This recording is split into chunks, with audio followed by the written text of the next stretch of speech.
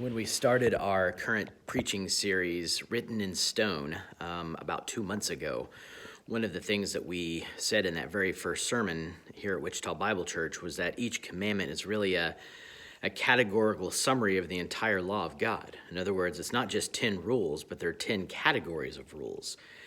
We believe that because Jesus is summarizing the law when he's asked in Matthew chapter 22, and he says, love God and love neighbor as two categorical summaries. Doesn't mean those are the only two things literally, but there are many things that fall into those categories. He's referring to the 10 Commandments. He's referring to the law, which is much bigger than the 10 Commandments. So the 10 Commandments is a summary of the whole law of God. So when Jesus says something like, thou shalt not commit adultery, he's not just referring to that one kind of sexual sin. He's referring to a whole category of sexual sins. That is what we believe the 10 Commandments are for. They are summary statements. So this Sunday, we're going to be talking about that 7th commandment, thou shalt not commit adultery. But we're not going to limit it to just the sin of a married spouse having sexual relations with someone outside of their marriage, because we don't believe that's what the 10 Commandments are only about. We believe, again, it's a category of sexual sin.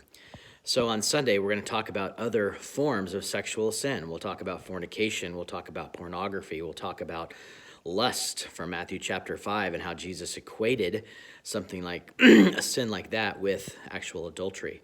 We'll even raise the question about things like homosexuality and lesbianism and even dressing immodestly to cause others to sin. There's a whole category of sexual sins for us to consider. And they are all what God intends when he says, thou shalt not commit adultery. So we want you to join us this Sunday as we continue our preaching series on the 10 Commandments titled Written in Stone. We meet at 9:30 a.m.